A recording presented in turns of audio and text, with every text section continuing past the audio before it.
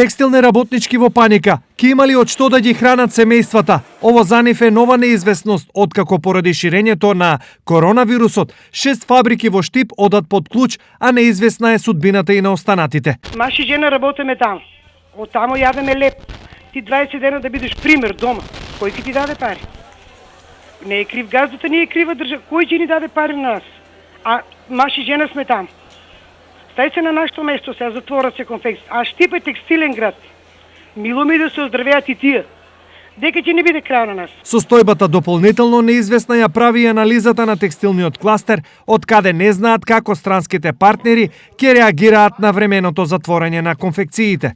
Се надеваме дека партнерите ќе ја разберат ситуацијата, но во краток рок.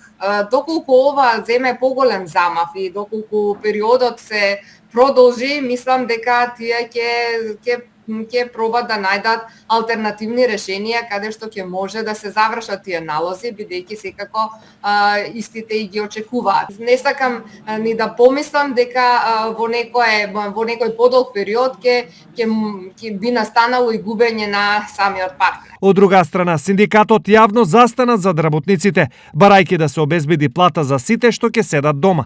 Ние знаеме сега во текстилната индустрија што во моментов се појави во Штип, сепак 6 конфекции за затвора за 15 дена во еден непредвиден момент, така да тоа е повеќе виша сила со која што јас мислам дека би требало за тие текстилни индустрии да им се помогне на тие 5 фабрики, 6 колку се, за да би можели непречено работниците да земат плата. Но ова е нова состојба и за работодавачите, па тие, за да ја надминат состојбата, помош очекуваат од државата. И ако, да речеме, во јуни загубите во приходите на овие компании се повеќе и од 30-40, а некаде сигурно и 50% од просечните месечни приходи лани, се разбира дека треба владата најозбилно да размисли оваа мерка да ја продолжи барем и за месец јуни.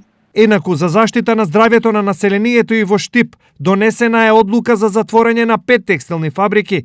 Претходно, поради појава на COVID-19, беше затворена уште една. Вкупно во сите 6 фабрики работат над 600 работници.